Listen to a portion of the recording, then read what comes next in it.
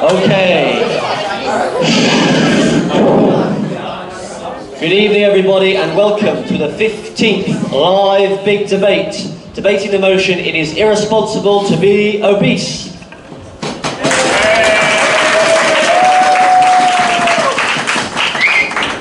My name is Liam McManus. I'm your moderator and host for this evening. I'm the founder of Big Debates Shanghai, and we're going to get started.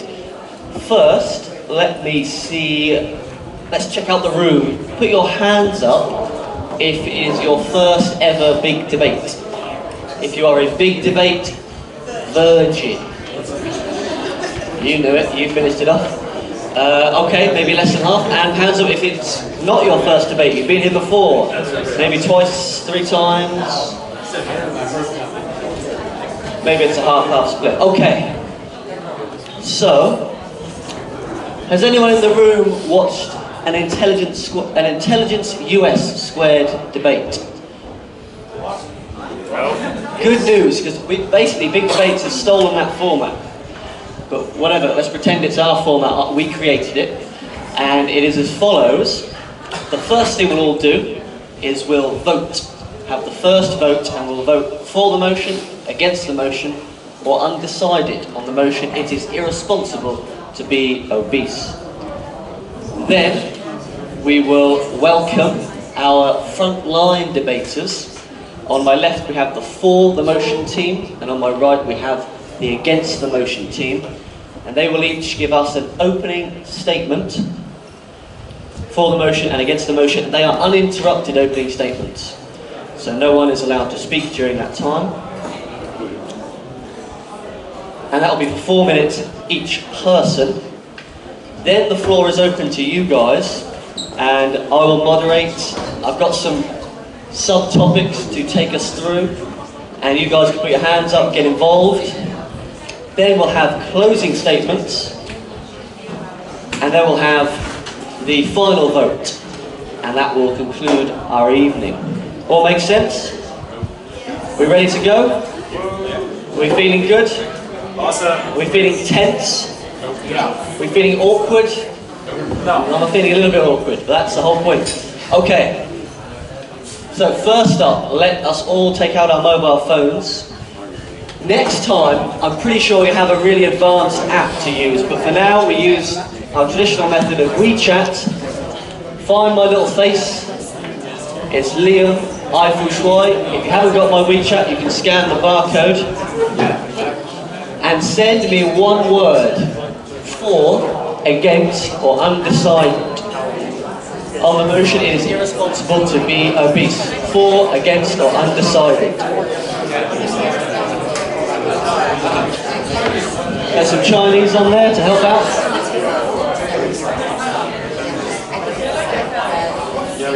So for means you agree, against means you disagree, undecided is undecided.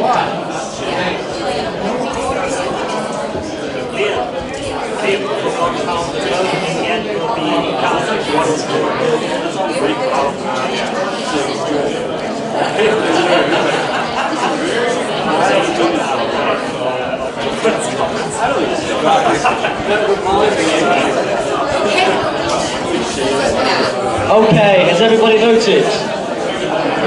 Hands up if you have voted. Hands up if you have voted.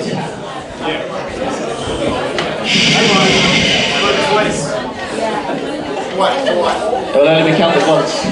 Hands down, hands up if you have not voted. Maybe one. Okay.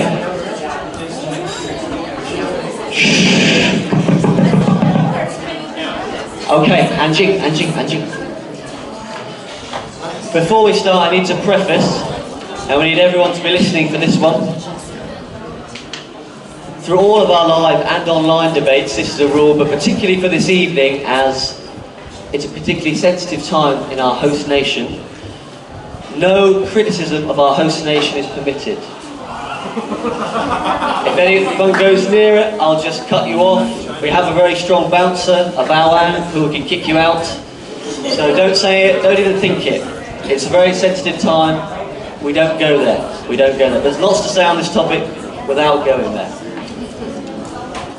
We all agree? Yes. Okay, so first up, arguing for the motion. Oh, I will introduce another one of my friends. Our friend is called... The friend is the bell, but Lydia is the timer. She's got the worst job in the whole house. She has to ring the bell to tell everyone to shut up. And with the frontliners, they have 4 minutes uninterrupted, and Lydia will ring the bell when there's to give you guys a 30-second warning, so you can wrap it up. And she'll also ring the bell to shut you guys up later too. And the bell goes like this, Lydia. Let's have a look at it. It's close to breaking that bell, but it'll have one more debate. Okay, so that's a 30-second call. So I remind everybody that it's an uninterrupted opening statement from arguing for the motion. It is irresponsible to be obese. First up is Robin Smith. He is a dad of one who likes thinking and chocolate cake. Robin.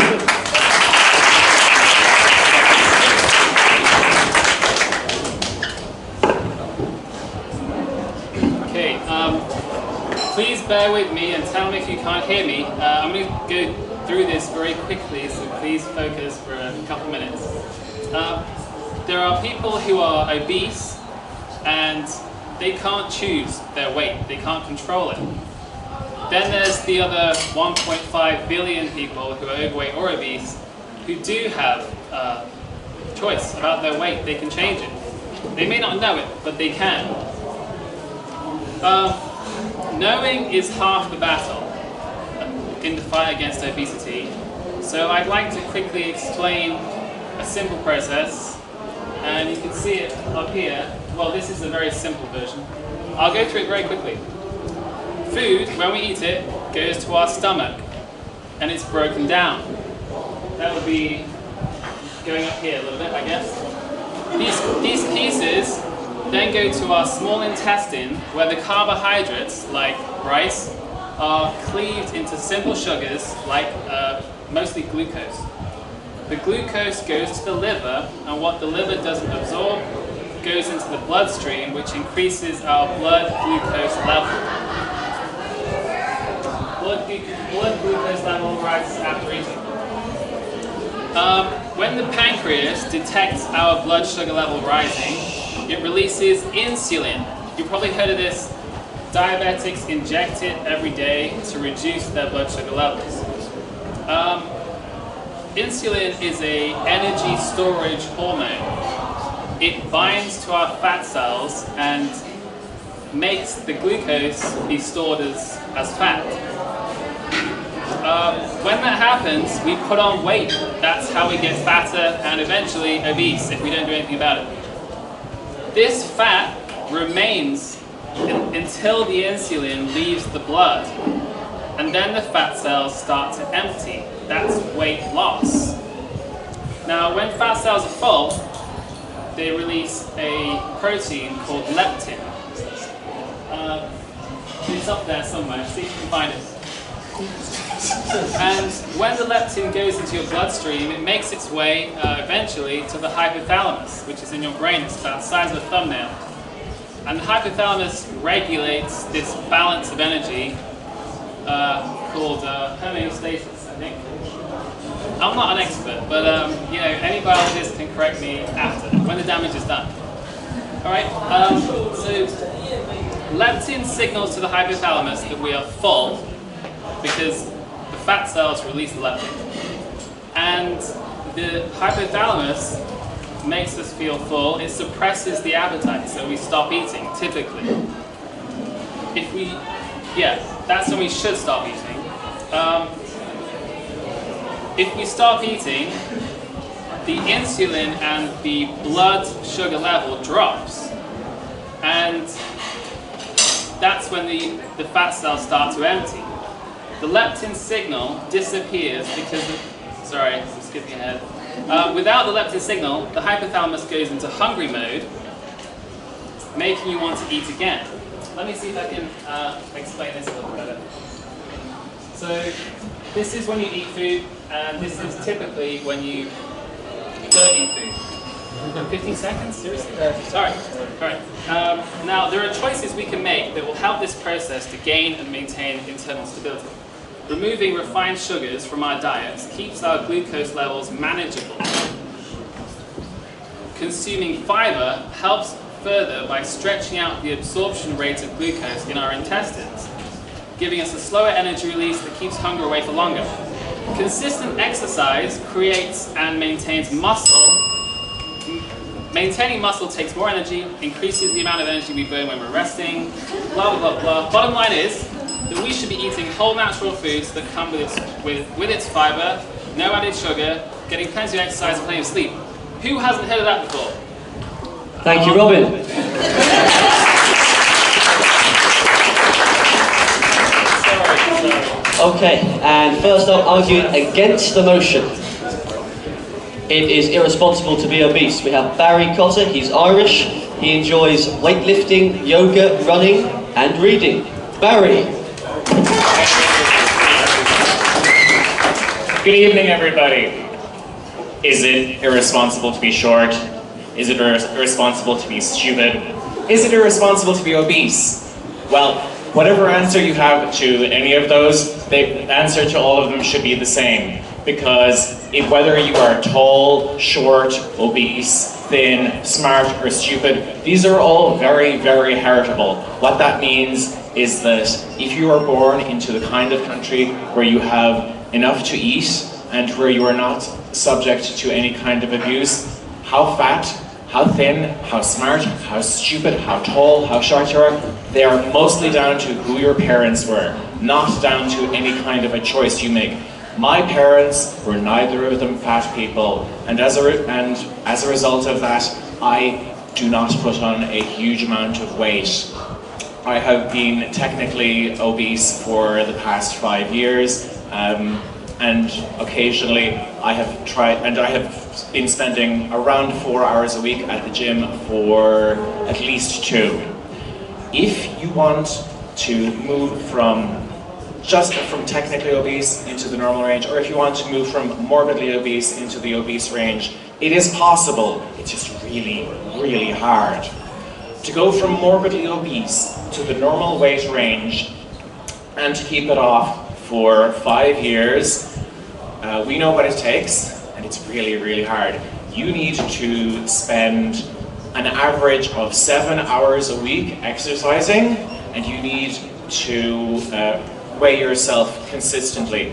you need to make really, really drastic changes in your lifestyle. I go to the gym because I enjoy it. I know lots and lots of people don't enjoy exercise. And if I wanted to lose weight, I would not eat like a pig. But I really enjoy food, so I don't. Food is great. Now, I'm sure everybody here has been hungry. Has felt like, I really, really want to eat something. I am starving. Fat people feel like that too. It's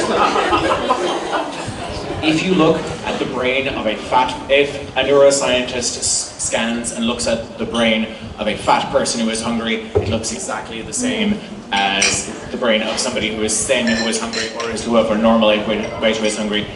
Can you imagine trying to lose a lot of weight and keep it off for a year? There is going to be at least a 3-month period where you are hungry all the time. Being hungry all the time sucks. Maybe after a while it will get more bearable. It will fade into the background, but you know what? If you fall off that wagon, then you'll get fat again. Can you imagine watching what you eat and making sure that you exercise every day for the rest of your life? Because that's what it takes to go from morbidly obese to a normal weight, to the healthy range. If you can't imagine yourself doing that, perhaps you shouldn't say that being obese is irresponsible.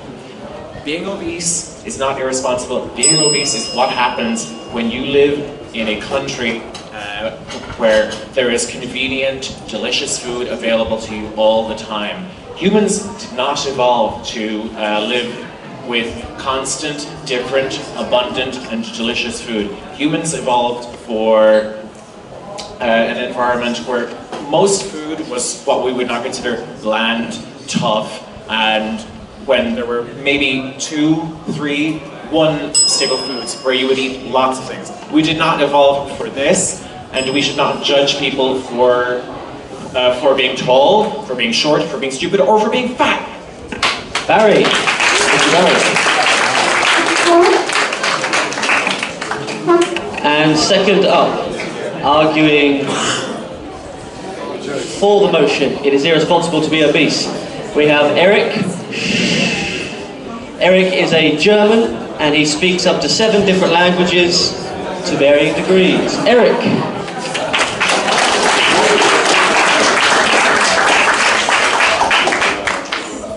Okay, good evening everybody.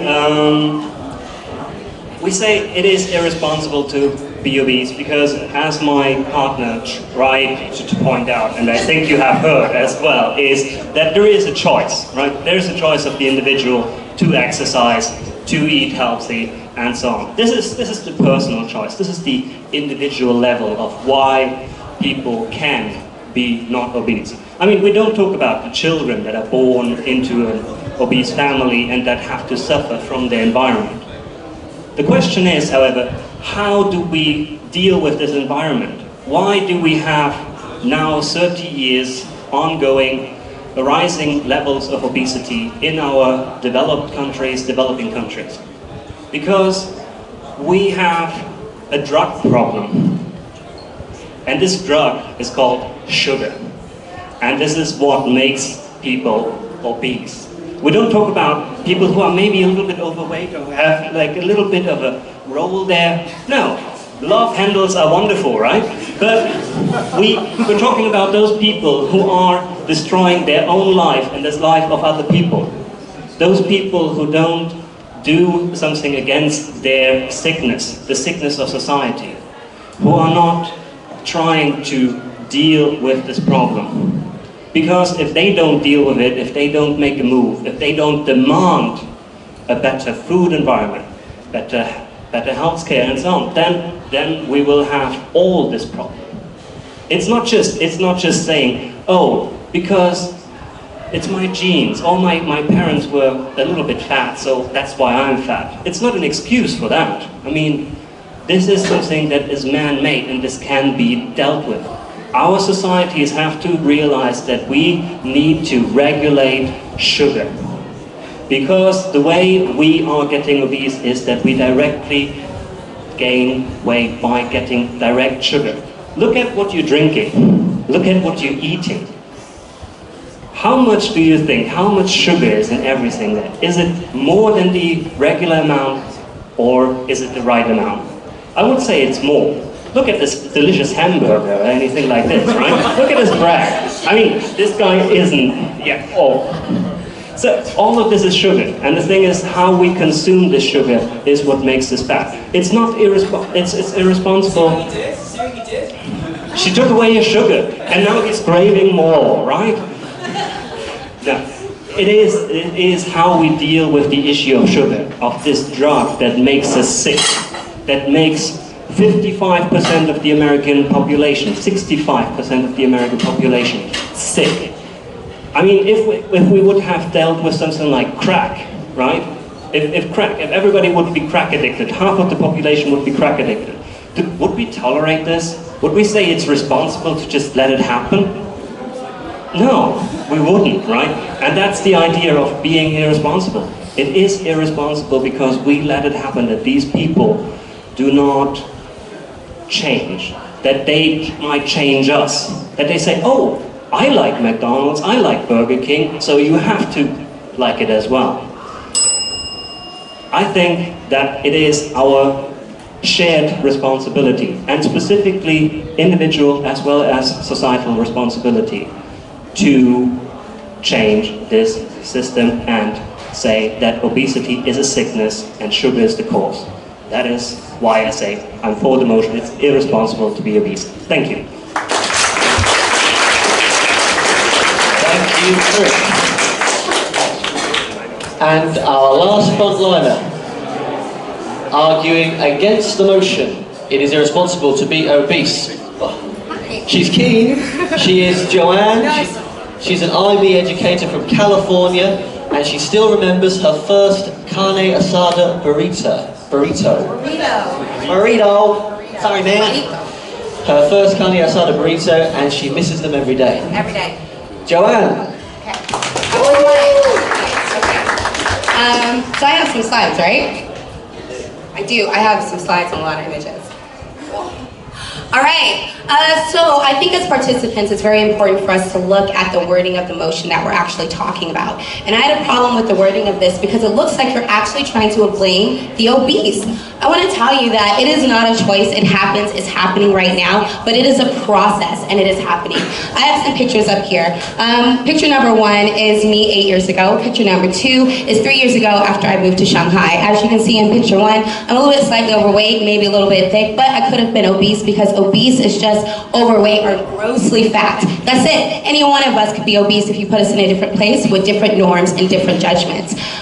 Picture number 3, we have Precious. Precious is precious because she is big and beautiful. Can we say that she or myself is irresponsible? No, you better not. I go to work, I pay taxes sometimes, and I do lots of responsible things. I'm responsible. Pictures 4, 5, and 6, you have people who are actually doing responsible things so that they can stop fighting obesity and stop fighting the bulge. They're working out, they're trying hard, they are working with their family, they're doing things. Next slide, please.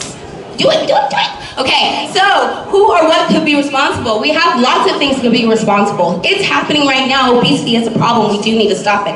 Absolutely. But who could be responsible? Everything and everyone.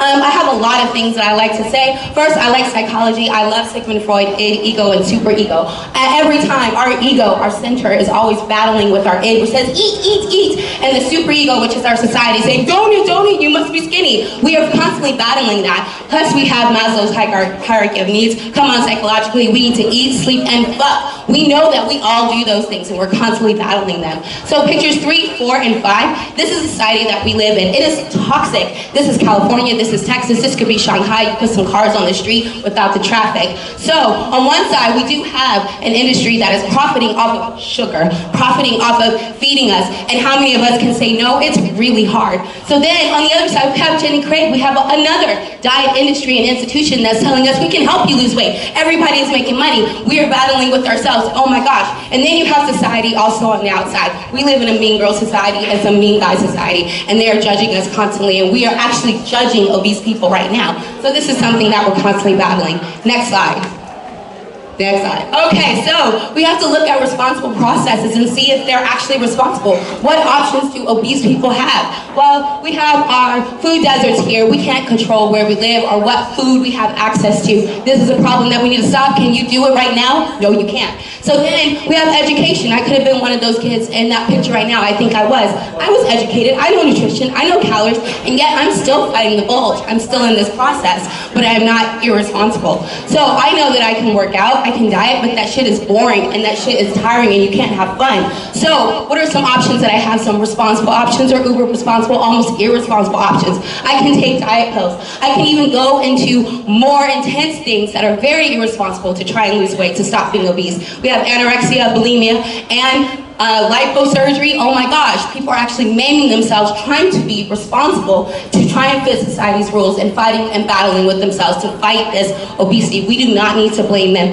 anymore. So picture number 9, could you move? Picture number 9, we have someone who's obviously given up. Someone who's given up, and can we blame them? So picture number 10, when we're looking at this, look at the motion and look what I said. We should not be blaming the obese. We should be looking at other issues and can we solve them right now? Maybe not, but I know you like my argument. Bye.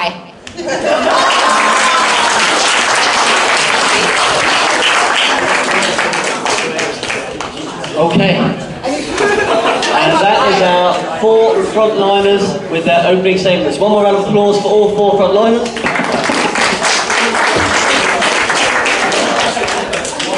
So, now we first enter into a rebuttal phase. So a quick phase where the 2 teams, if you're just bulging, if you're buzzing to say something against the other team, if you really want to say something that they said was wrong, now is your chance.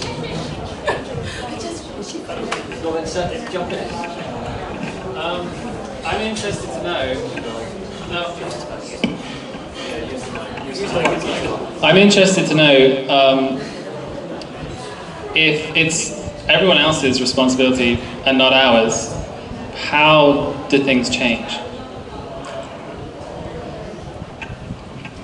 My life is my problem, and the costs of obesity overwhelmingly redound to the person who is obese. If I want to eat a lot of sugar, if I want to eat a lot of food, you know what? That is my problem, not anybody else's. It is not irresponsible to be obese if you pay the cost of being obese, and overwhelmingly the people who pay the cost of being obese are the obese. Yeah, that's it. So you're saying obesity? I don't know. I think so. I love the idea of solutions because it is a problem that is with ourselves and with. I think it's a problem. Yes, he did. He said it's a problem that people You said it's not a problem, right? I mean, you said it's personal responsibility. It's not really a problem, right? All right, go for it. I believe that it is a problem, but I heard solutions. And so what is the solution? The solution is to tell everybody and everything to stop doing the things that they're doing. So if we want to fight the sugar that's in our food, if we want to stop these choices, do we tell our body to stop eating? Do we tell ourselves to stop having fun and entertaining ourselves? So I don't know if there is a solution, but I think part of an issue, maybe, is actually saying that it's irresponsible. So it is irresponsible to be obese then.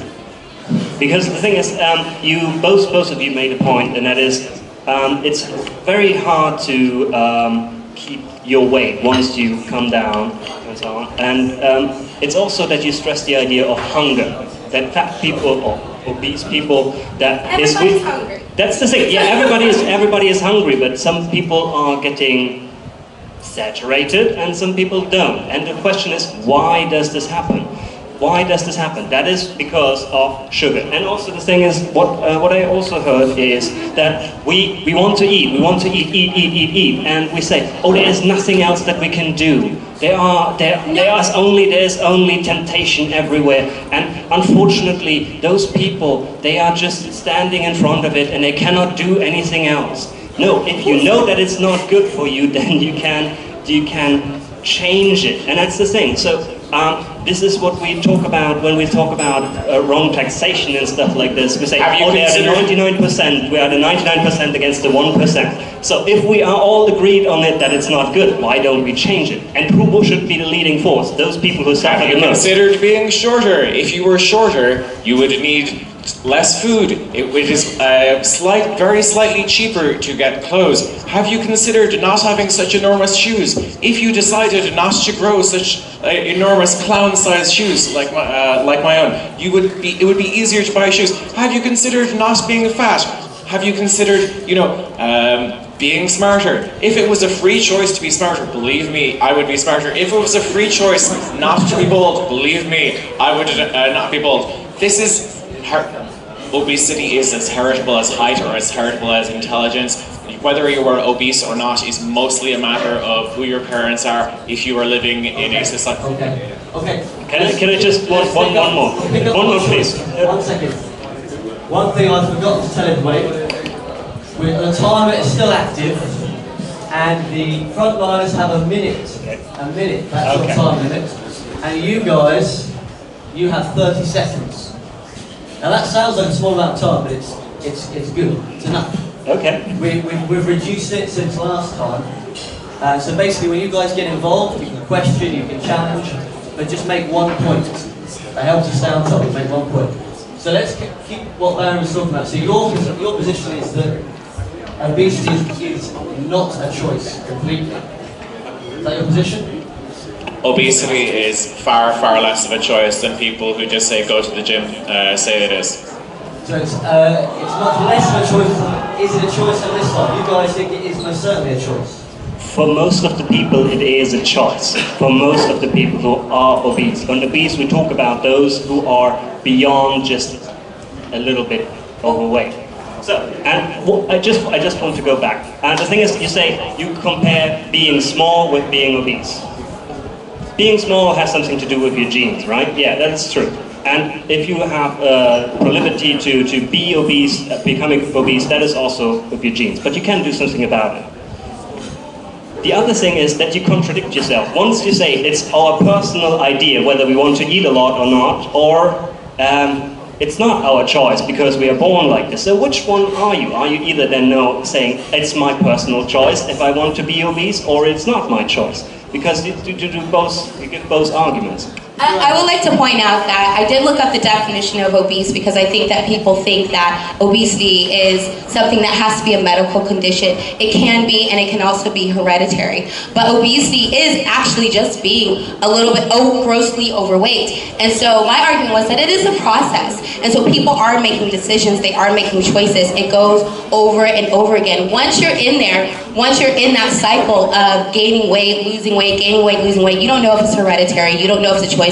You are making decisions regardless, but it's beyond a point of saying that it's irresponsible, because you are making responsible decisions while you are in that cycle, in that process. If you've never battled it, yay for you, but I know that there are lots of people in this room who are like, I'm not going to eat that burger, although a lot of us did tonight, and I know a lot of people are like, I'm not going to eat this, or I'm going to exercise more, and then they're constantly not getting what they want. Obesity could happen when all of those choices don't work out the way you want it to. Okay, just to pin you down. So your position is that it is a choice, but other factors have bigger influence. Yes. So it's not exactly like an 80% choice. It's not a choice that you have all the control over. Right, so, okay, do you want to chime in on choice? Choice. Something else Barry said. Okay, hold on, choice. Keep the choice up. Let's take on choice. I have a question. You guys have done a lot of research for your debate, so if it's hereditary, I would expect to see about the same rate of obesity 20 years ago, 50 years ago, 200 years ago. So do you have any data to show that it's the same rate? Because then we have hereditary, we have a good argument. And if we don't have that data, we'd have choice. Because if there's a higher percentage of obese people today than there was a generation ago, it's not from your parents, it's from your lifestyle and what you live today. That's what Is there any information? Do you have any data? From what I know, this balance thing that I showed you earlier, there's so many things that can go wrong with it. Yes, it could be hereditary, but according to one of the most foremost researchers on the topic, Robert Lustig, He wrote a book called Fat Chance, I super recommend it. He talks about most people simply having a condition called leptin resistance, which is entirely lifestyle, right? The very, very few exceptions are born with mutations or birth defects, things that maybe damage the brain, like a brain tumor, things like that. No one can really change it unless you forcibly use surgery or something like that.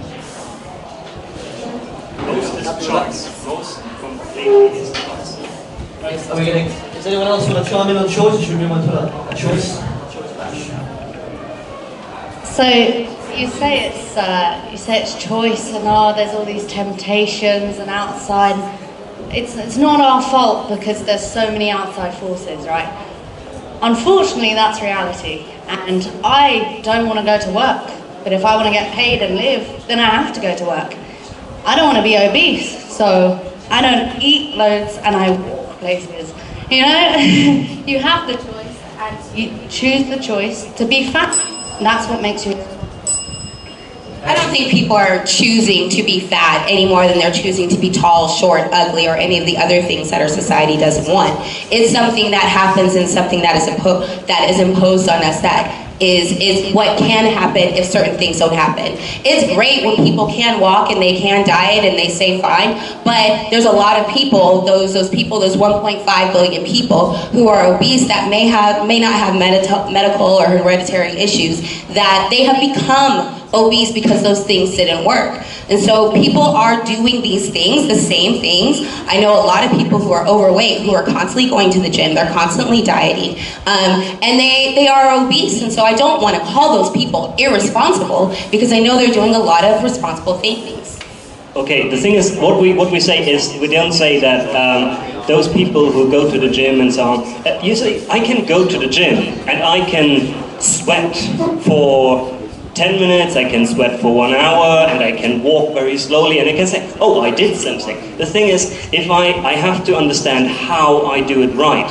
And just because I'm in a building that is called gym doesn't mean that I will actually exercise. So that is where I think most probably those people that do these things do not do them right. Or if they even, the thing is, they are not, they don't,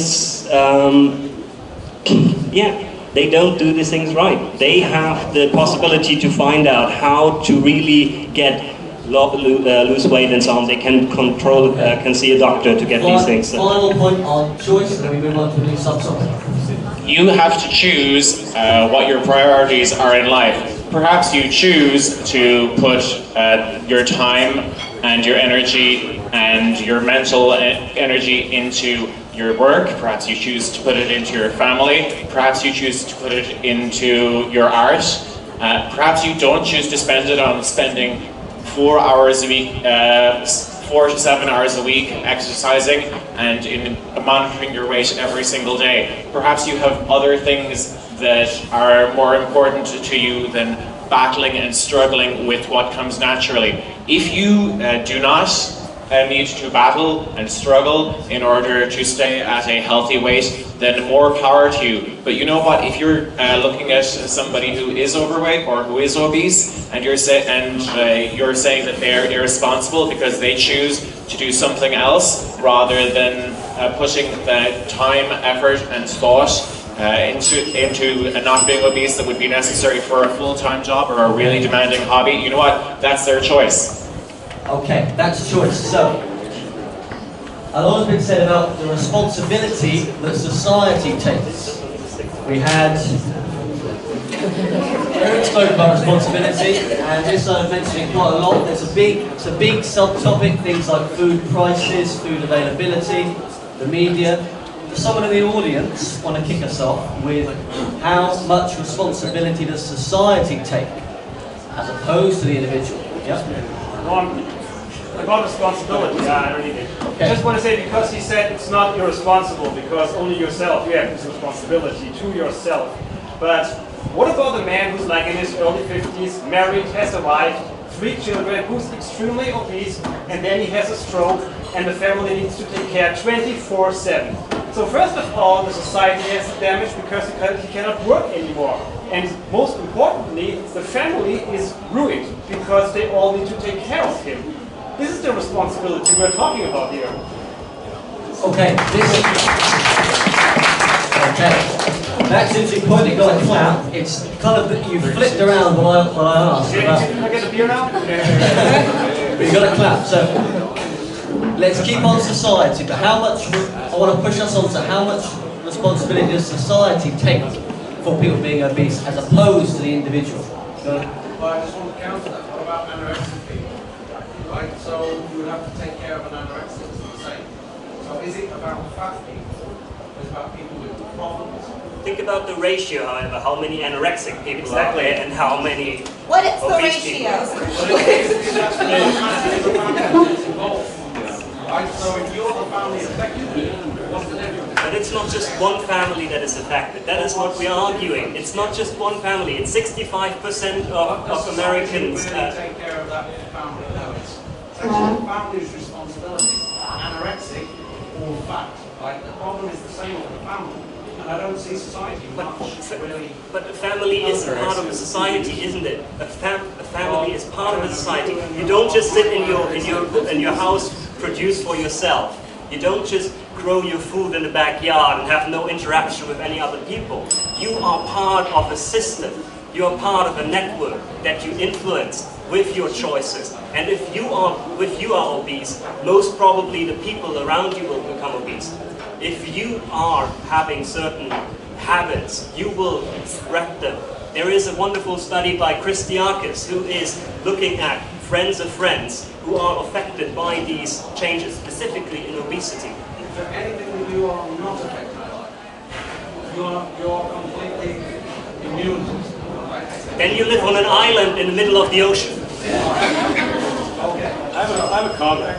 Anorexia is a mental disorder, right? Bulimia, anorexia, that's classified. You go to shrinks for that. And so, are you saying that being overweight or obese is equivalent? Then you're saying that someone who's obese has a mental disorder. That's a very interesting argument. Yes. That's interesting. It could be. I'm not saying it is. I mean, the science that we subjected to earlier suggests Could that be. you don't have the choice necessarily. All right. That's interesting. Debate that. Okay, we're going to chime in. I did have one point that I wanted to bring up. Sorry, that was in the against, which was the idea of food deserts, which I know. Food deserts. Food deserts in the USA, mainly, that was mentioned by Joanne, which is that it's actually cheaper for low-income families to have McDonald's or fast food than to actually purchase vegetables, fresh food, healthy food, and also within their area. If both these guys can talk about that too. Thank you. That is what I was trying to hint to earlier. So the point leads on to that society has some responsibility with that perspective because there are places in America where it's cheaper to eat unhealthily and get fatter. Do you want to take that on, you guys? Okay, we come back to the idea that we have the responsibility to go against the things that make us sick. We cannot just wait and hope for other people to bring us out there. It's not just, it's not irresponsible and you are obese and we will solve the problem for you. You have to come half the way and society has to give a helping hand at the same time. And food deserts and so on are something that is created because people do not go against it. They do not say, oh, I do not want to go to McDonald's, or I want to get produce in there. What if they can't get to that produce? What if it is out of town and they have to use bus fare to get there and they don't have the money for that? I mean, Yeah, possibility. About responsible, or are you just talking about rich people? I don't just talk about rich people. Think about the possibility that these people, if they understand that all of them have the same problem, they can pool their energy. But we have tried to, or we know how to divide those people and make them isolated. Yes, we make them isolated. But if those people try to pull together and understand that this is their responsibility, their shared responsibility, then they can do something against it. And I think that is possible. It's not just because we think about, oh, one individual cannot change it. But if one individual understands that it's only one part of a bigger part of a bigger society, then it can change them. So a part of the food desert is a lack of access. It's an access to actually healthy eating options, healthy supermarkets, actually have it be accessible in money and how much it costs and everything. So it's a lack of access to those healthier options and a lack of access to the education about it. Like there are two parts. Like if you are living in a very, I don't know, affluent place and everyone around you is affluent, you probably have access to that education, to that money, to that supermarket. But if you're around everyone who is doing just what you're doing and you keep looking at the same people and they're as big as you are, and it doesn't take until someone comes from out of the country or looks at them and they're like, whoa, you are actually really extremely fat or maybe even obese, then you don't know. It's a lack of access of education, a lack of sources. And so I still have a problem with the fat shaming. Like, you have a choice. What if you don't know what your choices are? Exactly, right? Or what if your choice is too expensive? McDonald's costs 99 cents. A bag of apples costs $5. What are the options then?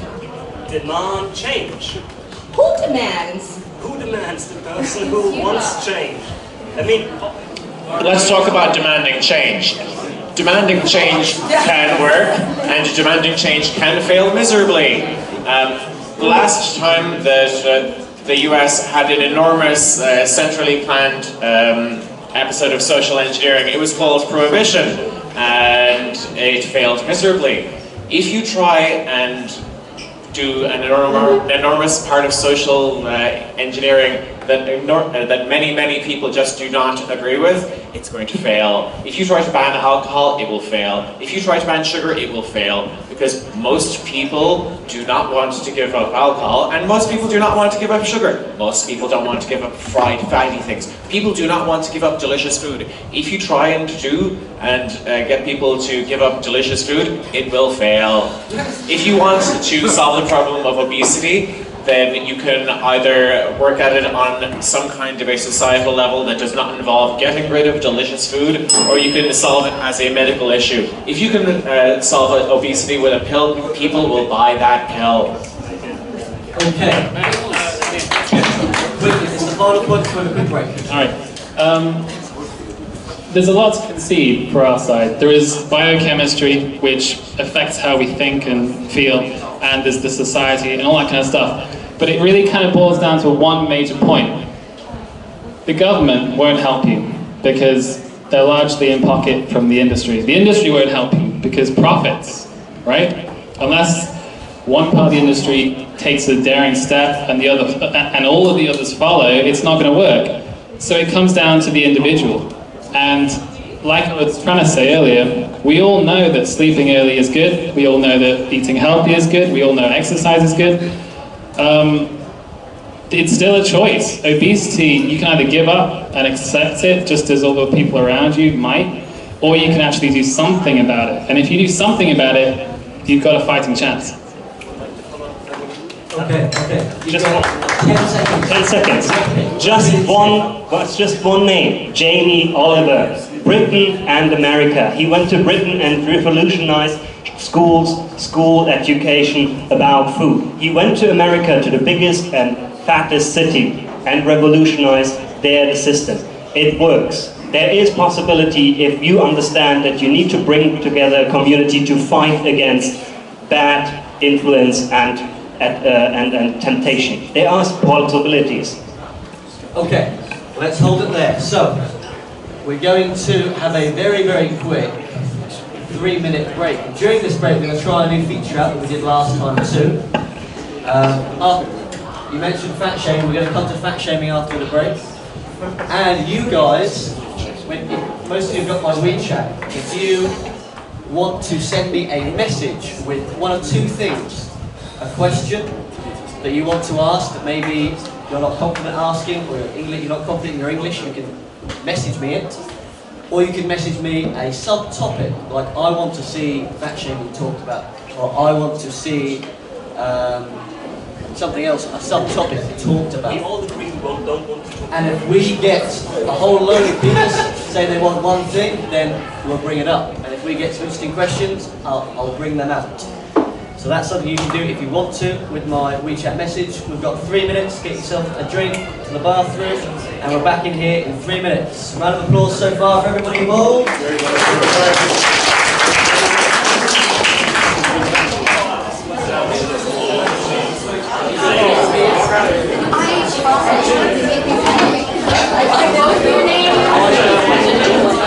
No, actually,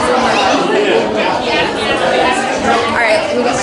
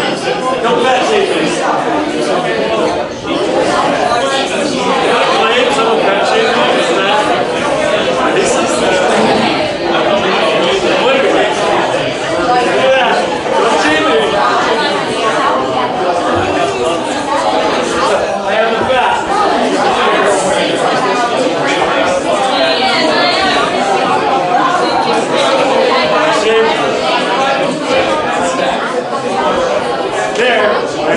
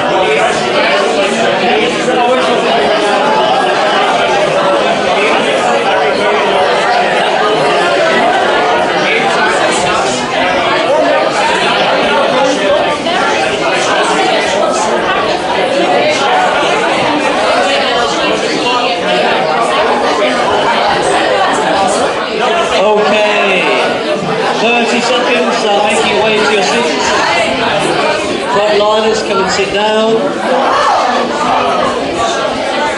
Where's our Joanne?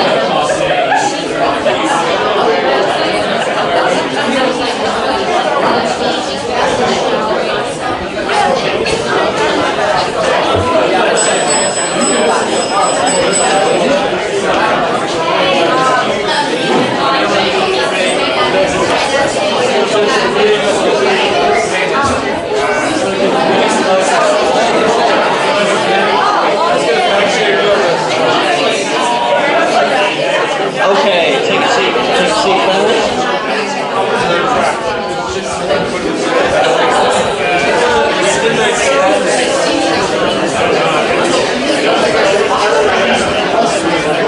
Joanne, let's go, Joanne. Yes, Joanne, let's get back in the game. Let's get back in it. Let's get back in the game.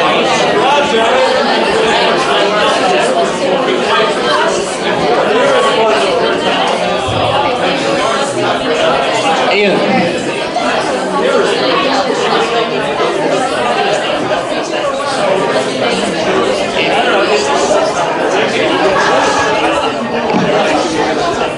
Come and get us.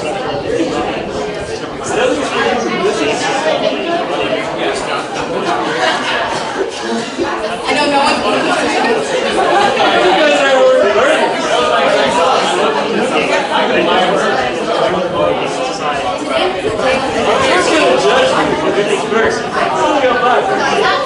Somebody give me a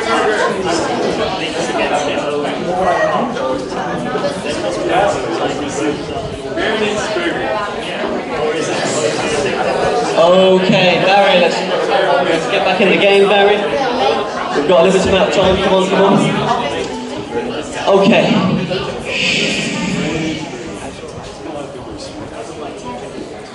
So, let's pick up where we left off. Well, let's go into a new subtopic. Let's get straight into a nice, awkward one. So, Joanne mentioned fat shaming. So, this fat shaming is a popular term used in the West now that refers to, usually people in the West, fat shaming obese people. And so let's first see what our frontliners think of it. So obviously well, maybe not, correct me if I'm wrong. You guys think that fat shaming is a thing that does not work and it's a bad thing and it doesn't help. Or maybe does it even? Would you even go as far to say it's partly responsible, or would you not say? Maybe we first into the definition of fat shaming. I think not everyone here knows what it is. Oh, maybe it's just something really awkward. So fat it just is what it is. How it sounds, as far as I'm aware, it's a term that. So if I am going to fat shame you, for example, I'm going to say something nasty to you about your weight, and one argument may say that can help you, one argument could say that could hurt you. And so you guys say it might make it worse, but you wouldn't put it as responsible for the obesity, or maybe not. If someone was to fat shame me, they would say, "Hey, man, you should not be wearing a shirt this tight," or they would say, "You have quite visible love handles. Maybe you shouldn't be eating that Snickers." And you know what? Welcome to China. In China, they say that. Hey, you are. It's okay. Yeah.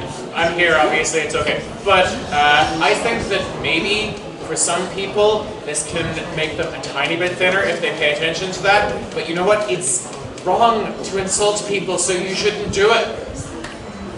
Okay, you want to jump in? I mean, I totally agree. You should not insult people. This is definitely not right. The problem is fat shaming goes kind of too far. I mean, even doctors are being accused of fat shaming when they just tell obese people they should lose weight. And this is crazy because those people who love using this word fat shaming, they don't want to accept scientific facts. I'm sorry, you might feel great in your body when you're obese, but it's definitely not healthy. Who wants to take that on? Who wants to respond to that? So your point is you don't insult, but the whole fat shaming, the backlash against fat shaming is leading to bad consequences for people like doctors. Does anyone want to take that on? I can understand trying to inform people about what they can do to have healthier options, especially if they don't know. That's the education. But as far as the term fat shaming and what it's about, you're making people feel bad about the situation that they're already in. And so it's actually not making it worse. Anyone who has battled something like being overweight or even trying to lose weight, it doesn't help necessarily for someone to say you're fat, you need to lose weight. You might actually go back and eat more because you're already in a cycle where it is mental and it is physical and it is social. So fat shaming, that's why it's a trend and why it's so bad, is because it actually doesn't help. So it's not a solution, and it's not something that we should actually even adhere to by this motion. The thing is, do we need to say that saying that to people, oh, you're fat, you should eat less, is helpful? No. The thing is, what a doctor does is making constructive critique, giving constructive critique. That is the idea of saying, hey, there is something like being healthy and being unhealthy, and you have right now a weight that is unhealthy, that has different impact on your body, and that has also a different impact on most probably your kids, your environment, and so on. And so that is the idea of giving constructive feedback and critique. It's not about saying, hey, you are fat, lose weight. That is not the way to do it, and that is not what we advocate either. Okay, we can move on to a new subtopic unless anyone else has got something to chime in. So a few people messaged about a few things. One of them was picking up on a point that was made earlier about... So one specific message said something like this, I'm going to paraphrase it, was, do we measure responsibility on how difficult something is? And a few things, I think both sides have kind of spoken about how in the West and as countries seem to get more richer, the ability to have an abundance of food choices and the ability to get obese seems to increase, and therefore it seems to be more difficult to not be obese. So let me push this onto a side. Let's go to the for side. Is it, how difficult does it have to get for someone to not be responsible for being obese, or is there no difficulty level? Is there a level where you say, okay, it's too hard for a human to not be obese? And is it relevant now or not? Take on that. Okay, I was thinking about during the break. I was thinking, and I think that if you have a large part of the population that is put down by this disease, that is riddled with this disease, that is mostly low-income people and so on, that are struggling, that are spending their money on doing something that is not good for them, that are put in a certain kind of slavery, if you want to do it even, because they cannot stop eating. Then I have this idea that I connected to the civil rights movement, where people were put down and they rose up as a group because they realized we all together have this problem, and they changed it. And it is not maybe trying to understand that this is not just a medical problem, this is a societal problem, this is a political problem. And the change has to come from this group together, and not just one individual, but all together in understanding that it's the responsibility of everybody to change this sickness. Okay, jump in, Barry. There's this concept in ethics of supererogatory. It just means that it's something good that you aren't morally obliged to do. I would just consider it being a saint, doing something that no normal person would consider something that you must do. Like, if you choose to live your life to say donate 90% of your paycheck to a charity that helps support people in the developing world, you know what, you are doing a morally praiseworthy thing, but you're not doing something that anybody will blame you for not doing. If you stop, nobody's going to say, you know what, you're a bad person.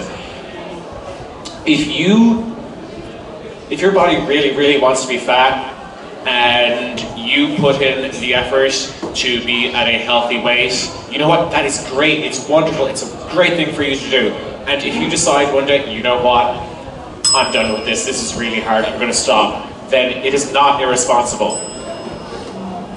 Okay. I'm sorry, I feel like I have to say something about the civil rights movement. I have to compare these two things and actually address that. So the civil rights movement, where African Americans were oppressed for 400 years, and they obviously saw differences between themselves and the majority population that they were in, they were not enjoying that by any means. It was not like eating food, eating sugar, and actually the benefits that you get from eating. They wish they had more food. I'm pretty sure that there were the people that were in that time, they were not fighting obese, they were fighting for their rights, they were fighting for freedom. So I just kind of have to say that those two things, as far as what society can do and what groups of people can do, they're not the same, because obesity is something that is, at a certain point, it can become addictive. You've brought up biological processes that we have no control over. Sugar is highly addictive. Once we get those things into our body, it's very hard to stop those processes. So going back to what Liam said about difficulty of the challenge, it is a difficulty that could be insurmountable at a certain point for some people, but it's not fun. It's not fun. They're like, it's not the civil rights. They knew what they had to get out of. Yeah. So you say that it's not comparable because it's, I mean, do obese people feel happy about their life? Is the question, do they feel happy about their life? Because you say, if you tell somebody, if you do fat shaming, as we go back to it, if you tell somebody, oh, you're fat, and they say, oh, we will eat more, I feel sorry about this, and I feel really depressed and might be eating more. I don't think that is happy. So it's happy for a little bit. I mean, I haven't done all of the research, but when you eat and you get sugar and you get energy, you have some dopamine, some serotonin, some of those hormones going up for a little bit. Yes, it does go to it just drop down, but you're happy for a little bit, and it is actually one of your essential needs that you do. You can't compare food to freedom. Why not? I mean, this is what happens. It's a drug. It's making you addictive, and you need to free yourself from the drug. People who are obese are not being kept from getting jobs. They're not being discriminated. Well, maybe they're being discriminated against. Actually, it is a problem. But the people who are obese, they're not experiencing the same things that the people who were oppressed during the civil rights movement. And it is a level of enjoyment and actual oppression in what you're actually able to do if you're able to take care of your family. Okay, but the thing is, it's the same thing. You say it's like a drug. It has a high, it has a big low, because it is a very. What was the high of slavery? It wasn't. No, I don't want to compare. They're not comparable. There was a lot of bad, and they had to get out of it. Eating and getting obese is civil so rights movement good. was not about slavery. Civil rights movement, it's not about slavery, you're right, but it is the end of also a process of being oppressed. It's a process of being oppressed, and we're talking about people who are, because they are morbidly obese, because they are sick, have problems finding a job, have problems in the healthcare system. All of these things, they have the similar problems. They are not the same citizens. They are have not the same rights. They are treated like second-class people. What we say with fat shaming. How is that not comparable? How are those people not in the same situation, that they are put under, that they are looked down upon? And this is a huge population against a minority and against a huge industry that wants to keep them down, that needs those people. It's not an industry that wants to keep them down at all. The industry is actually supporting people getting obese, and is actually supporting them through their health problems. The industry, food, and the things that are available, if we all had to scavenge and actually find our food, we'd be super skinny. If we didn't have industries actually supplying the food for us to have, then we wouldn't have that problem. But you giving me you confirming my argument. Maybe. Yes, you do, because you're saying that their industry has an interest of keeping those people in place as they are, and that is the thing. But that is the problem. The industry wants them to be obese because they can sell them the drugs to make them less obese, or trying to help them. You see, that's the thing. There is a system in place that so you're saying that obese people can actually have a rights movement where people will help them, where the society will actually help them lose weight.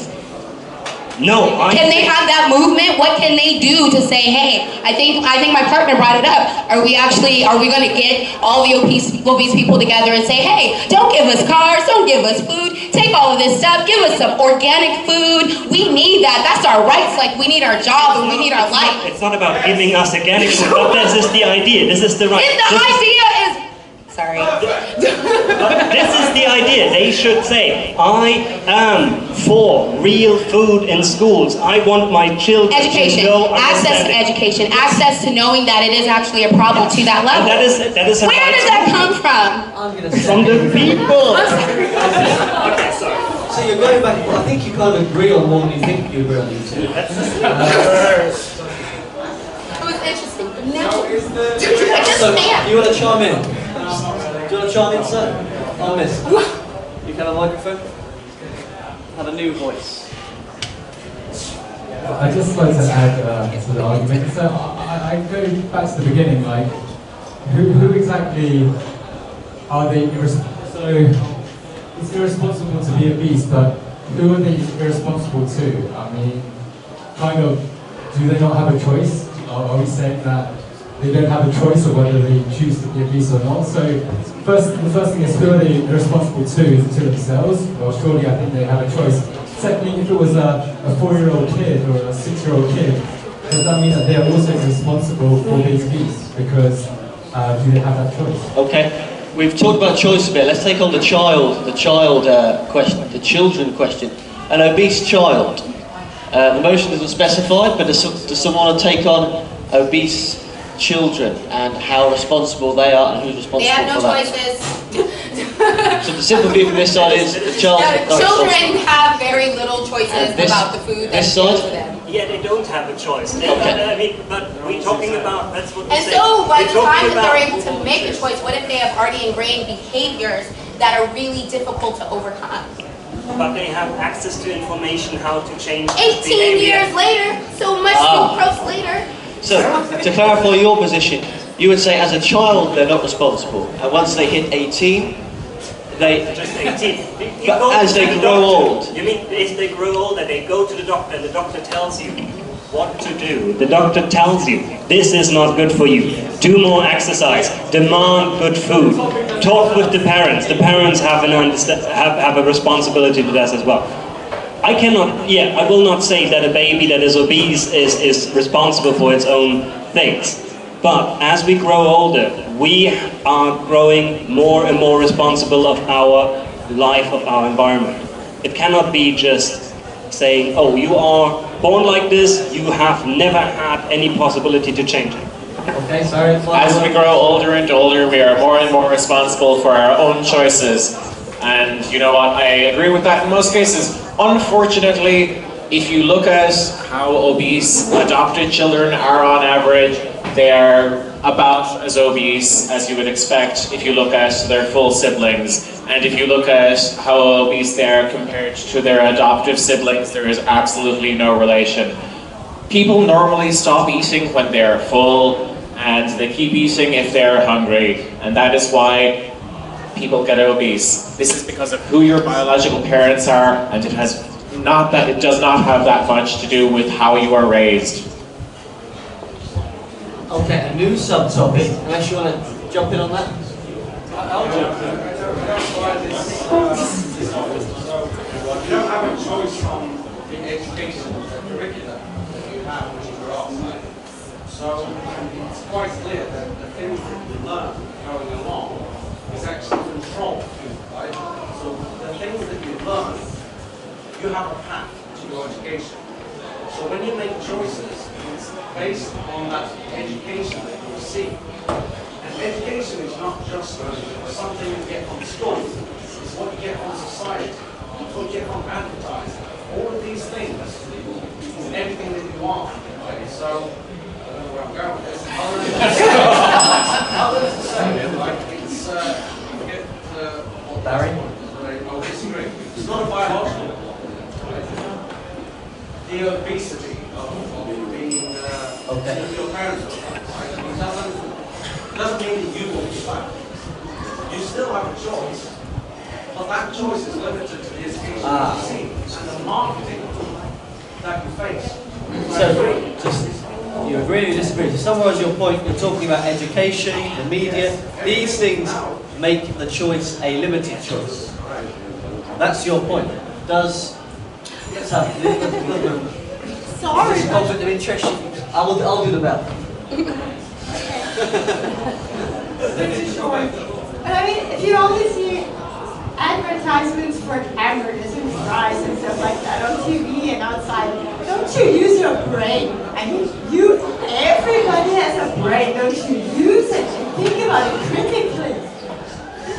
Yeah. You have to know all of the sides to think about something critically, right? And so you have to be exposed. So if you actually do only see advertisement for fast foods, if you actually only see these things in your environment, where are you getting the access? In some ways, people who are obese could actually be like babies in that everything around them, their parents, their superego, their society, is actually forming and controlling them to not be able to do those to make those critical decisions. Like I think we are all in a different place than what we may be talking about with this set of obese people, where we're talking about people who don't know how to make the choices, or by the time they get to make the choices, they are too far into the system. Critical thinking and actually saying what other people go through this is very difficult because we're very blessed.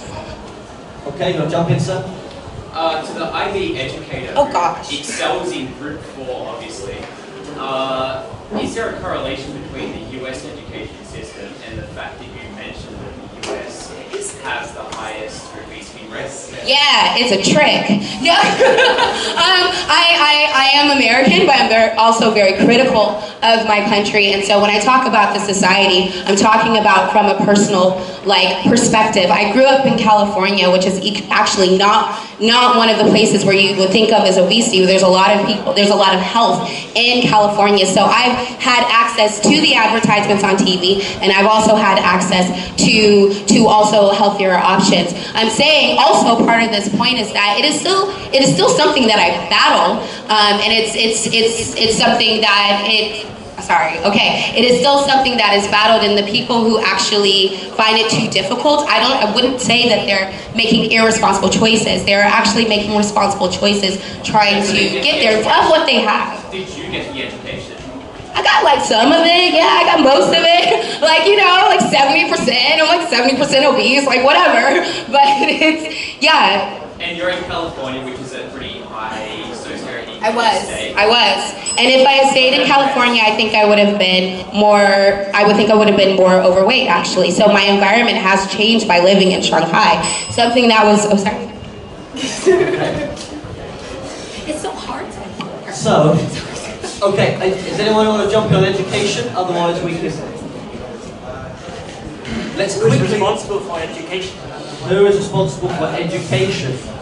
Who is responsible for education? It's about education. You guys are talking about a lot of things. I think there's two things we're talking about. One is the society that exists around us. The education could be the advertising someone mentioned. It's completely right. It could be what we learned from our parents. So that's education. But advertising, companies, there's all these things in play. And I was speaking, I forget your name, but I was speaking to this young lady here at the break time there. And I asked her, I said, when you go home, what strikes you? And a lot of people say this, it's like, this is from America, I'm from Canada. Oh my God, everyone's so fat. And the funny thing is, when we lived there, before we lived here, we never saw it.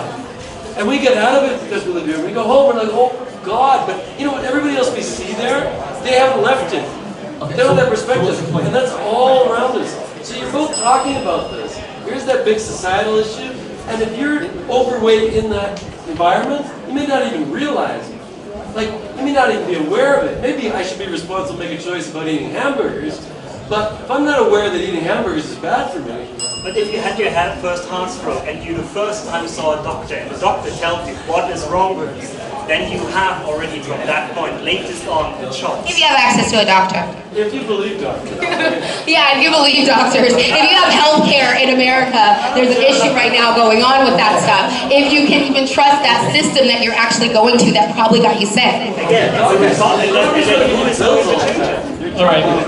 I had going to in Sweden, In Sweden, there was this trial. Someone got raped by an immigrant, and the judge basically let him off the hook, right, by saying his culture, in his culture, this was acceptable. Who's responsible for raping then? I mean, this is a very small point, but it's completely connected, right? Don't go further with this. But seriously, it's not a bait and switch. You know, fat people, obese people, they have a responsibility, and we may try to shift it off them, just like the judge shifting off the rapist. But someone still has to take responsibility. Someone has to clean up the mess. Someone has to make amends. And it has to fall down to your individual choice. It's your body, right? I mean, even a fat person, is that my first or second? Okay. Just one more. I'm going to chime in. During the big feminism debate, we had a very long, serious section on rape, so we're not going to go back there. But my name's David Manus, and I'll be moderator for this evening. And the motion is, it is irresponsible to be obese. And in 4 minutes' time, we'll have closing statements. That was all very quick. And closing statements look like this. They have one frontliner for, one frontliner against coming up and giving a 2-minute uninterrupted closing statement, and one volunteer from the audience for and against the motion. So if that person is you, have a little think in your head now for the next 4 minutes, what you'd like to say, and I will put it out to the audience for volunteers in 4 minutes. A new topic that I wrote down on a piece of paper, and I got one message about 2. I'm not sure, it is relevant to the topic, pretty much. It is irresponsible to be obese.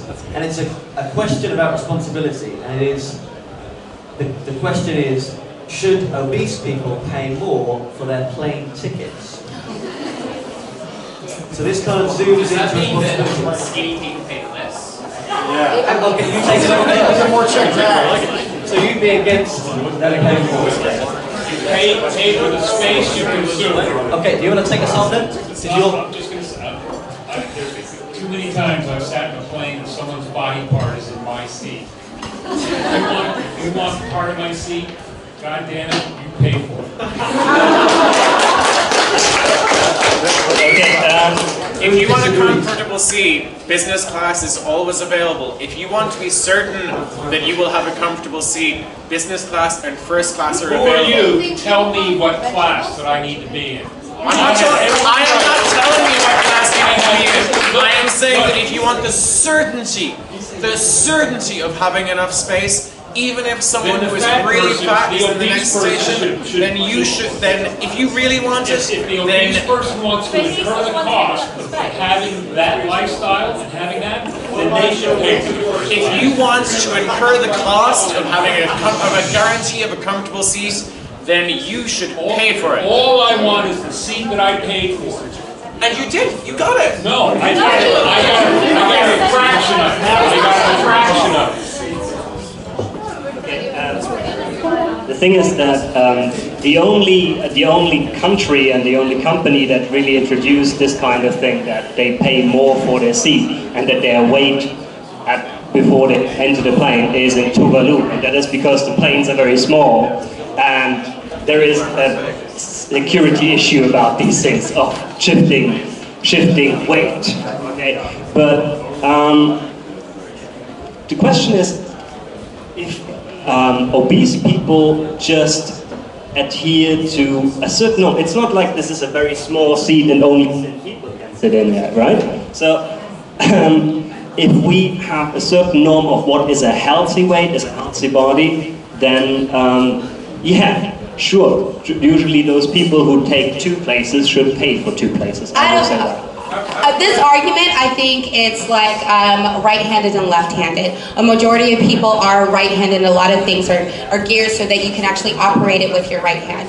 So people who are obese, I do not think that they're irresponsible, but I think it would be a limiting factor in this case where they would be limited in the same way that people who are left-handed. So that's the only way I don't know if they should pay more, but would they have access to everything in the same way? I'm not sure. I think it's Do you want to jump in? Limited. When you go to a restaurant, you think the fat people are subsidizing you, right? They made it cheaper for you, right? Because if they didn't go there and eat all the food, what you think it is, the restaurant would shut down, right? Fat people do not subsidize restaurants. People who drink expensive wine and Coke subsidize restaurants. As to the it's a counter to the fat person. So your food is cheaper because fat people eat more. As for the plane ticket thing, what if two obese people sit next to each other?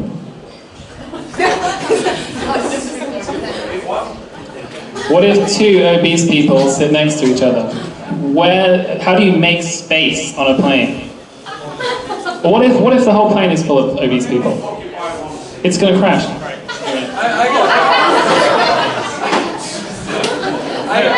I mean, it's not going to take off, sorry. I got a question there. Supposedly our airline tickets and prices we pay to travel relate to fuel costs. Like, so if I want to take an extra bag, I got to pay a bloody fortune when I fly international. Usually, if I'm changing countries, I'm flying with a bicycle and 2 extra bags and, you know, $700 in luggage. So it always really annoyed me as a very thin person when I get on a plane that I took an extra 50 kilo luggage, I paid hundreds of dollars for it. But if I was 50 kilos heavier, I wouldn't. So that's always kind of irked me. But you know what the real problem is with airlines? They keep making the seats smaller, you keep getting less space, they keep cramming more seats in. Maybe we could demand bigger seats. You know what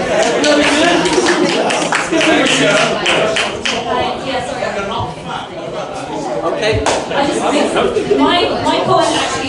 My comment's not about airlines, but I actually like the point that you made about 15 minutes ago now, where you talked about where you talked about kind of the people rising up and being like, we don't want to be obese anymore, we don't want to be fat, and I think it's a nice populist spirit when that kind of thing happens, and I think that's the point where the free market jumps in. And in the UK, and I think in the US right now as well, you're seeing this like kind of plethora of very, very cheap gyms that are open for 24 hours, like £10 or $10 a month or something, you can just go to a gym.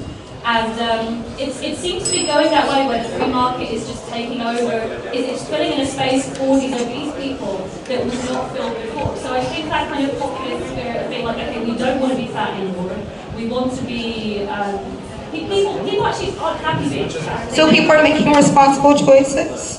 And there's when they're available and they have access to it. With the, I have to say, I was actually undecided on this topic, but I think with this kind of like rise of these very, very cheap 24-hour gyms, and they're doing very, very well, they're expanding all over the country, it does seem to be that people are taking more responsibility. But the notion is being obese is irresponsible. So I think even they are recognizing that being obese is irresponsible, but they are taking responsible actions. Okay, and we'll end our open debate phase on that point. So, we need frontliners to decide between yourselves and you guys. We'll have a hands up. And I'll just choose somebody to be the front line. So hands up if you'd like to come up and front line, give a closing statement for the motion. It is irresponsible to be obese. 2 minutes uninterrupted. Hands up. Okay, sir, you're booked in. Your name is Tim.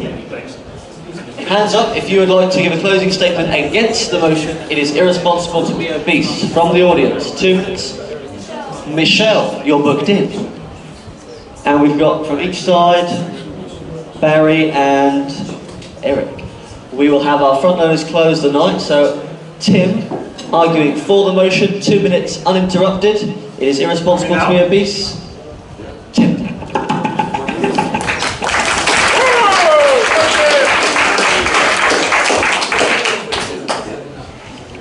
So, basically this was all a quite personal matter to me tonight, because a couple of years ago, my father passed away because he was extremely obese. And not because he was eating too much salad, no, because he was eating a lot of shit. I mean meat. Meat, meat, meat. Everybody told him he has to eat less or to stop. My mother told him, I told him, my sister told him, his doctor told him, but every time he got extremely upset because he didn't want to hear all that. And then one day it just happened and he was dead. Was his behavior irresponsible? Yes, it was. Because my mom became a widow in her mid-50s, me and my sister, we both lost our father, and everyone who cared about him also lost him. And this was all his fault because he didn't want to stop eating. So the thing is, you definitely can be fat and fabulous. No one is denying that. I mean, I can understand when obese people say they're feeling well in their body, or when other people say they think it's sexy, but it's still extremely unhealthy. No one can deny that. I mean, I also think high heels are extremely sexy, but yet I'm not denying that it's extremely painful if you walk in them, and you're also hurting your back if you wear them every day. I'm not denying that. So the thing is, we should stop victimizing those people, because this only encourages them to stay the way they are now and not going out of that. We need to help them, but not by always being afraid of hurting their feelings or something like that, because it is a choice. It's not a choice that I'm 177 centimeters, but it's my choice that my weight is 75 kilograms, because I can control that. Except also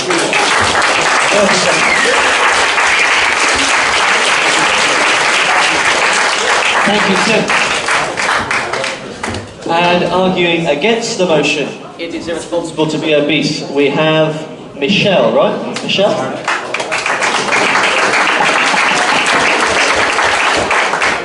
Thank you. I think we all agree with the golden rule of the thumb that all men are born equal.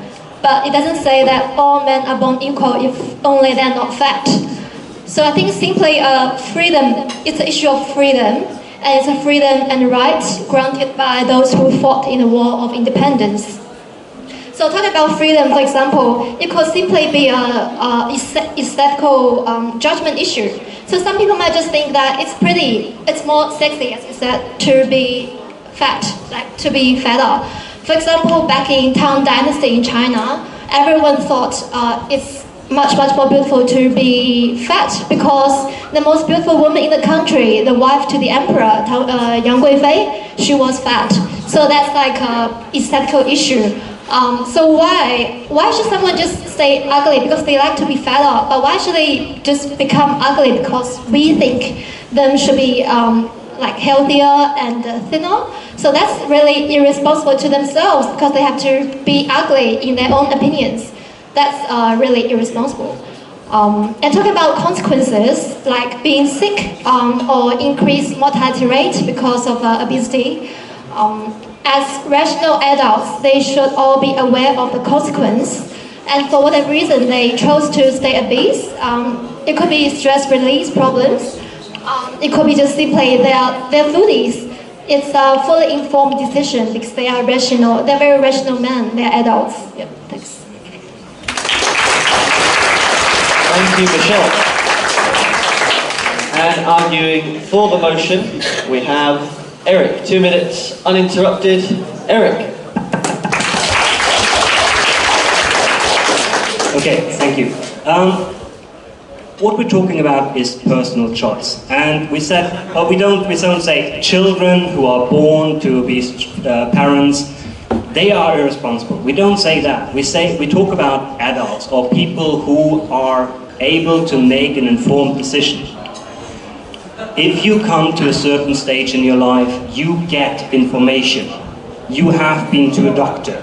Most of us will have. Most of us will get told what is good for you, what is bad for you. And to continue doing something bad is irresponsible. Against yourself.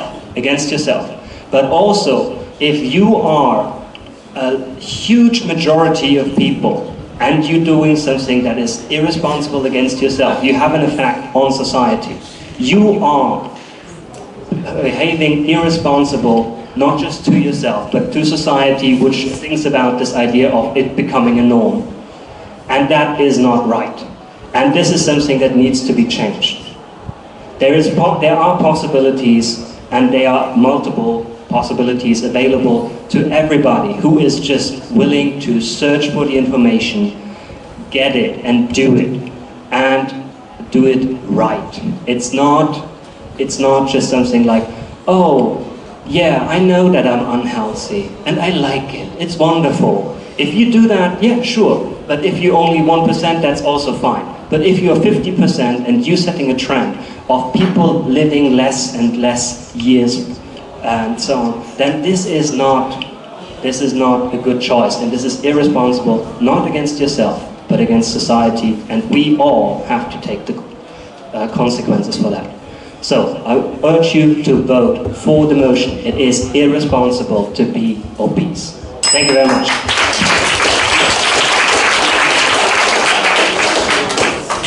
Each one of us, all of us. Well, that was great, Barry. So, we'll do a round of applause for you, Baz. I know you're keen. Finally, arguing against the motion is irresponsible to be obese. Barry! Each one of us, all of whom that I have seen tonight are adults, stands in the same relation to society as a child stands in relation to their children. Or at least that's what people who believe in society believe, I think.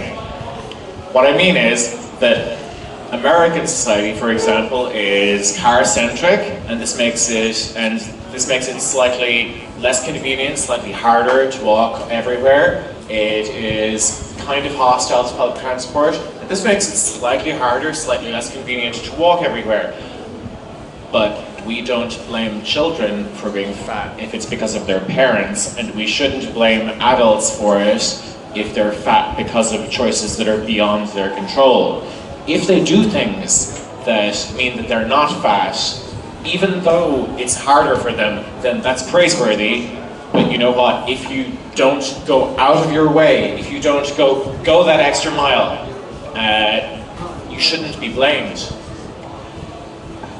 If society is at fault, then it is the body politic that is fault. It is not individual people who are at fault. Forgive me, Tim. But Tim says that he is 77 kilograms. I really, really doubt that in his adult life, Tim has ever been 90 kilograms. Am I wrong? No. Okay, well, normal people have a set point, a weight that their body wants to return to, and if they put a lot of effort into it, they can be above their set point or they can be below their set point. I am more muscular than my body would be with my current lifestyle if I didn't go to the gym and lift weights a lot. But if I stop doing it, then I will lose all of my lovely muscle mass. One of my friends goes to the gym 7 days a week, and when he goes on holiday for 4 days, he lost 10 kilos of muscle mass. You are not in control of what your body does to you, just like you are not in control of all of society.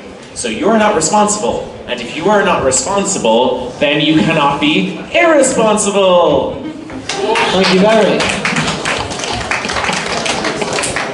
Okay, and that draws to a close our big debate. Let's have one round of applause for all frontline debaters.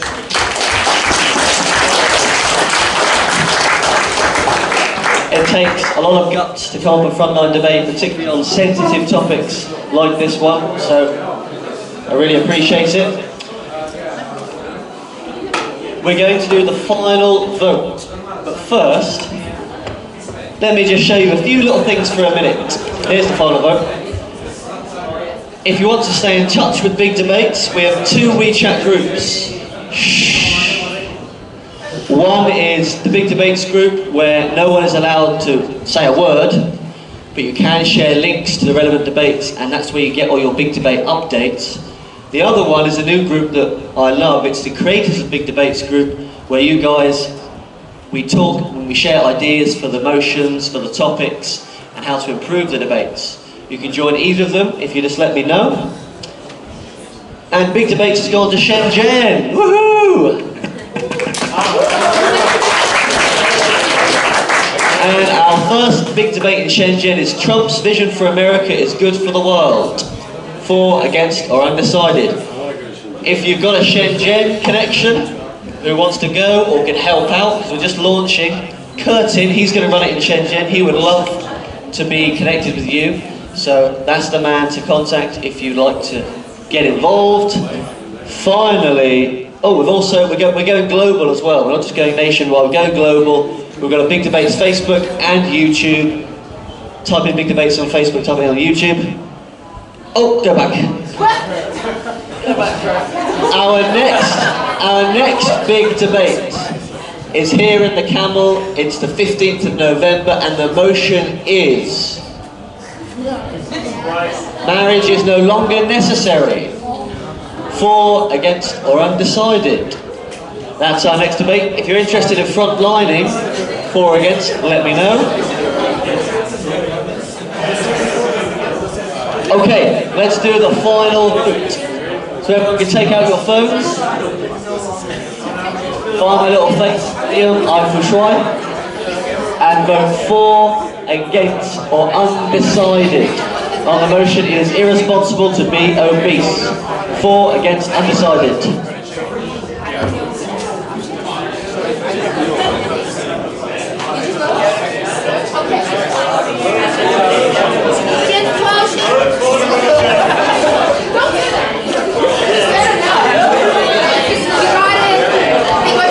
Okay, has everybody voted?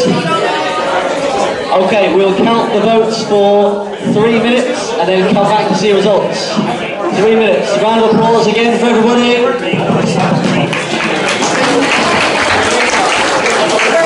Thank you guys.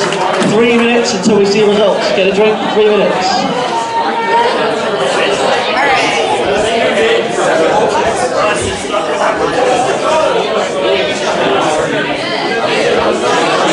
Do you want some chips? I bought too many. I know we just had an awkward debate here, but eat some chips. We're the only other ones I know in here. I am society making me mad. I know both of them. I don't know him. If anybody wants some chips, please eat them. I just had a meal and then I ordered too much. Turning back, she knows I'm here. I left because I felt like she was going to say something. But it wasn't very lively, like us as my friends. Everyone else was a bit last week, it was like people were not last debate, people were like out of their seats, shouting at each other, swearing at each other. It was like crazy. But it was men shouting at each other in the feminist debate, and in this debate it was like positively passive. Well, Catherine's in Hong Kong, so but obviously I think marriage is good. Are you gonna go?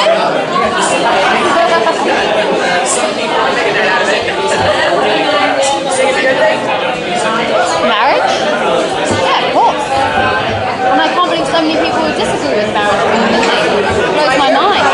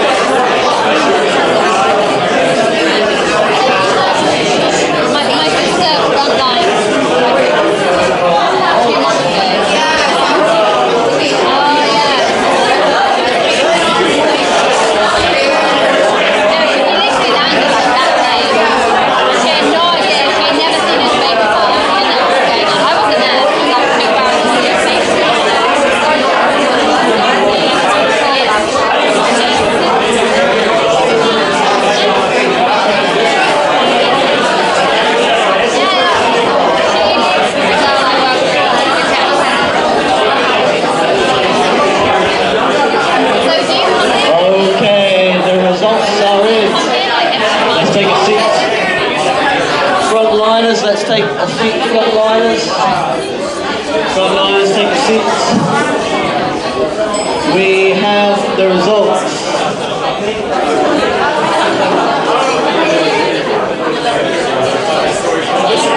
And the winner of tonight's debate is... Yeah, that's good.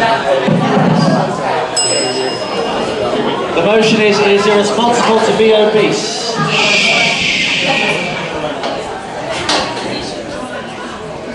The motion is, it is irresponsible to be obese. Let's first take a look at the results of the first vote. Whoa, go back, go back, go back, go back, go back. Close your eyes.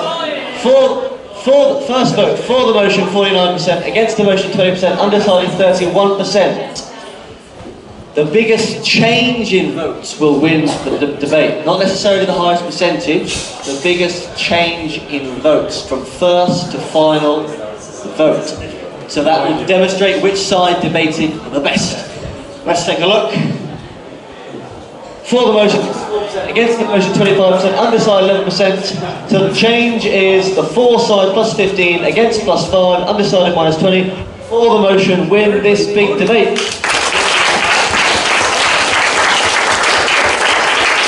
Thank you to all the frontliners, and a big thank you to you guys for getting involved. See you at the next one. Round of applause one more time for everybody.